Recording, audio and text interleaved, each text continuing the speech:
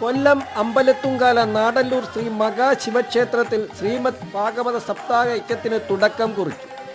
യജ്ഞാചാര്യൻ ശ്രീ മാത്ര സുന്ദരേശൻ സനാതനം. 2025 ജനുവരി 7 തുടങ്ങി 13 സമാപിക്കും. ക്ഷേത്രം തന്ത്രി ബ്രഹ്മശ്രീ രമേശ് പാനു പണ്ടാരത്തിൽ ഭദ്രദൈവം തെളിയിച്ചു.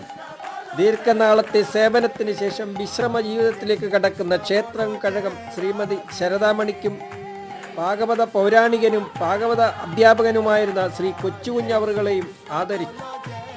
7 പകൽ തുടർച്ചയായി മഹത്തായ ഭാഗവത കഥകൾ ശ്രവിക്കാനുള്ള അവസരം ഒരുക്കുകയാണ് ഭാഗവത സപ്താഹയജ്ഞത്തിൻ്റെ ഉദ്ദേശം. എല്ലാ ദിവസവും 12:30 അന്നദാനവും നടന്നുവരുന്നു. സപ്താഹയജ്ഞത്തിൻ്റെ 5ാം ദിവസമായ ജനുവരി 11 ശനിയാഴ്ച രുക്മിണി സ്വയംവരം ആഘോഷമായി കൊണ്ടാടാൻ തീരുമാനിച്ചതായി ക്ഷേത്രം ഭാരവാഹികൾ അറിയിച്ചു.